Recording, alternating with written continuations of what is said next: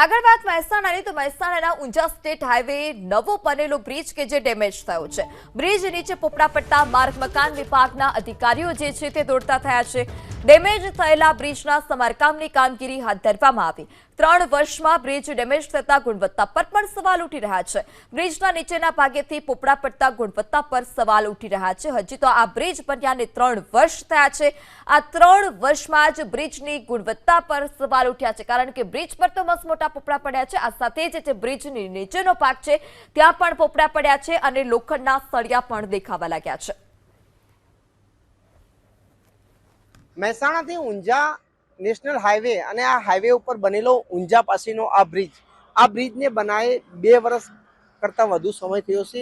2 વર્ષની અંદર જ આ બ્રિજ ડેમેજ થયો છે અને તેને છુપાવવા માટે આરએનબી વિભાગના અધિકારી તેમજ કોન્ટ્રાક્ટર દ્વારા રાતોરાત તેને રિપેરિંગ કરવામાં આવ્યું। તો આપ દ્રશ્યો જોઈ શકો છો, જે બ્રિજને જે આરસીસી છે તેને તોડીને ત્યારબાદ નવું આરસીસી કરવામાં આવ્યું છે। રાતે આ રીતે આરસીસી કરીને તેના ઉપર આ રીતે જે તાડપત્રી છે તે ઢાંકી દેવામાં આવ્યું હતું। બ્રિજના જે ખોપરાઓ ઉખલા આ તેના દ્રશ્યો છે, આપ સમજી શકો છો કે આ રીતે બ્રિજ જે છે તે ક્યાંક ને ક્યાંક બેઠેલો હતો અને નીચેથી પોપડા પડ્યા હતા।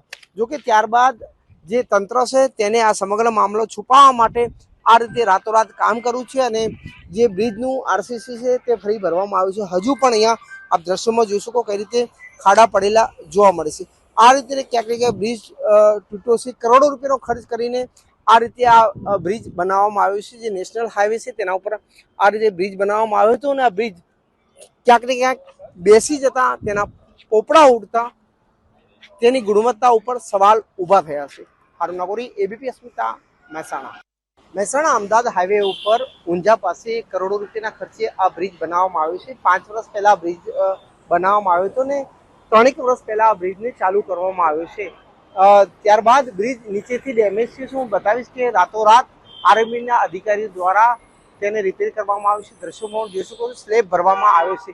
સ્લેબ નીચેથી તૂટો હતો ને આ સ્લેબના ટુકડા છે નીચે પડેલા જોવા મળી રહ્યા છે। આપ દ્રશ્યોમાં પણ જોઈ શકો છો જે રીતે સ્લેબ નીચે એના ટુકડા પણ પડેલા જોવા મળે છે। જોકે આ જે બ્રિજ તૂટો હતો તેની જાણ મળતા સ્થાનિક ધારાસભ્ય અહીંયા પહોંચ્યા છે। જોઈ શકો છો કે ભાજપના સ્થાનિક ઊંઝાના ધારાસભ્ય કિરીટભાઈ પહોંચ્યા છે, તેમનાથી વાત કરીશું। કિરીટભાઈ સાહેબ, સમગ્ર બ્રિજ ડેમેજ થયું છે, શું કહેશો આને લઈ? આ પુલ ટૂંકા સમયમાં ડેમેજ થયો છે એ એક ગંભીર બાબત છે। સરકારમાં આની જાણ કરવામાં આવી છે અને ઉચ્ચ કક્ષાએ આની ટેકનિકલ તપાસ કરીને અને એનો જે રિપોર્ટ આવે એ પ્રમાણે સરકાર આગામી ઉપર પગલાં લેશે। સર, જે રીતે કોન્ટ્રાક્ટ દ્વારા બ્રિજ બનાવવામાં આવ્યો હતો ટૂંકા સમયમાં આ બ્રિજ તૂટી ગયો છે, તો એની ગુણવત્તા ઉપર સવાલ ઉભા થયા। શું કહેશો, ક્યાંક ને ક્યાંક બ્રિજની કામગીરીમાં ક્યાંક એની ગુણવત્તા જળવાને કેવું આપ કહી શકશો? ના, એટલે હવે આની તપાસ કરીને જે રિપોર્ટ આવે એ પ્રમાણે જેનો જે પણ દોષી હશે એના ઉપર સરકાર પગલાં લેશે। સર, આ બ્રિજ કયો છે, ક્યાંથી ક્યાંનો છે અને કેટલા રૂપિયાના ખર્ચે બન્યો હતો? આ બ્રિજ તો અમદાવાદ પાલનપુર હાઈવે નંબર 41 ઉપર ઊંઝાના બસ સ્ટેશન અને પાટણ જંકશન ઉપર આ ફ્લાયઓવર બ્રિજ બનેલો છે। સર, આ બ્રિજને મને કેટલા વર્ષ અંદાજે થયા છે ને આ બ્રિજ જે રીતે તૂટ્યો છે આપ શું કહેશો ને? 4 થી 5 વર્ષ થયા આ બ્રિજને બને।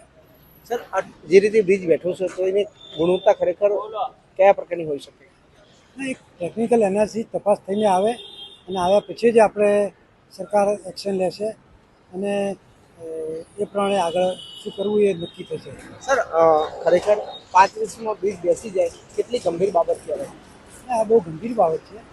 બ્રિજ સમગ્ર બ્રિજ બેસી નથી ગયો, પણ એક ગાળાનો સ્લેબ થોડો ડેમેજ થયો છે અને એનું કેવી રીતે કેટલું રિપેરિંગ કરવું અને આગળ બાકીના ભાગોમાં પણ સરકાર એની પૂરેપૂરી તપાસ કરવાનું અમે ઉપર સરકારનું ધ્યાન દોર્યું છે, રજૂઆત કરી છે અને એ પ્રમાણે એનો રિપોર્ટ આવે પછી જ નક્કી થશે કે શું કરવું। આપણે ધ્યાનમાં શું આવ્યું છે સર?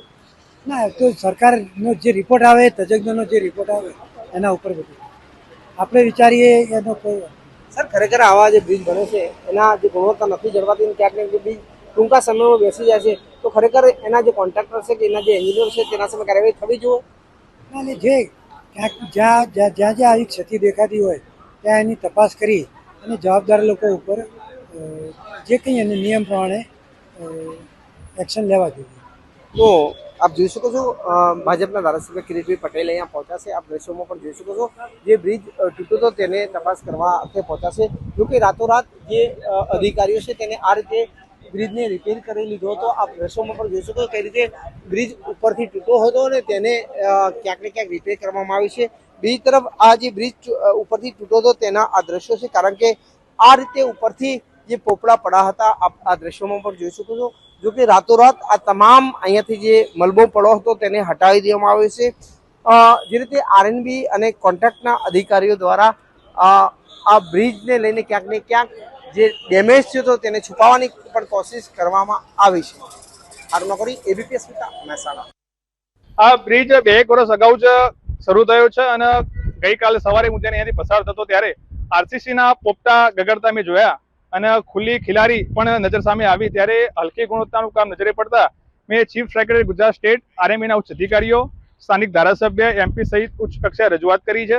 આ બ્રિજની અંદર ખૂબ મોટા પ્રમાણમાં ગેરરીતિ અને હલકી ગુણવત્તાનું મટીરિયલ વપરાયું છે, સ્પષ્ટપણે સાબિત થયું છે. આજથી 2 વર્ષ અગાઉ જ ડાયરેક્ટલી જ પબ્લિક અને સ્થાનિક લોકોએ જ આ બ્રિજનું ઓપનિંગ કર્યું મારા ધ્યાન ઉપર છે.